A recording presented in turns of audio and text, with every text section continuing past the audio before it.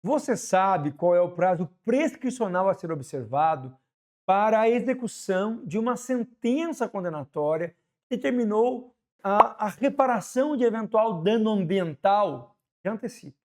Temos decisão recente do Supremo sobre o tema. Eu vou te explicar essa decisão no podcast que foi semana.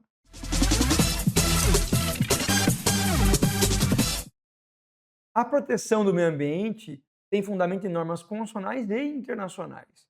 E trata-se da aplicação de regras específicas que protegem um bem jurídico indisponível e considerado interesse jurídico difuso, que pertence a toda a sociedade. E isso determina regras específicas no que diz respeito à proteção do meio ambiente.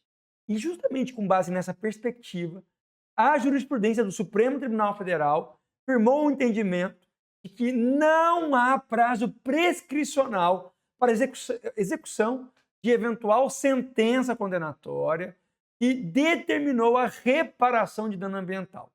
Logo, num processo judicial em que o réu é condenado ao pagamento de reparação de danos ambientais realizados, não há um prazo para o ajuizamento da execução competente. Essa ação de execução é imprescritível.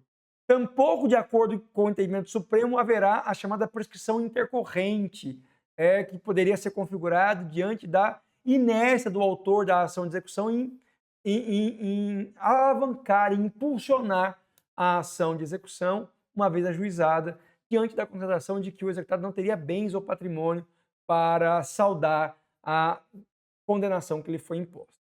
Portanto, de acordo com o entendimento do Supremo, adotado no tema de repercussão geral 1194, são imprescritíveis as execuções em matéria de reparação de dano ambiental determinado por sentença judicial.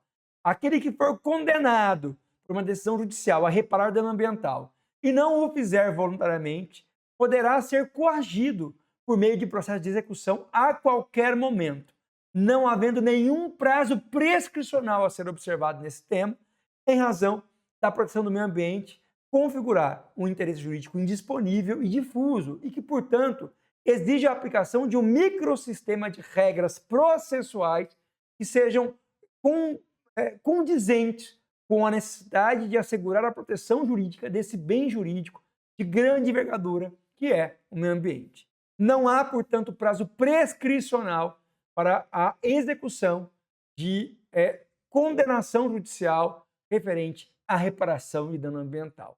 Essa execução pode ser ajuizada ou movida a qualquer tempo, não havendo prescrição que poderia liberar o réu de uma eventual ação judicial sobre o tema em matéria de execução. Eu agradeço a audiência de vocês. Lembro que os nossos podcasts são publicações semanais que confirmam o compromisso da Grifon de sempre trazer conhecimento atualizado em matéria jurídica, temas de interesse da administração pública e do poder público em geral.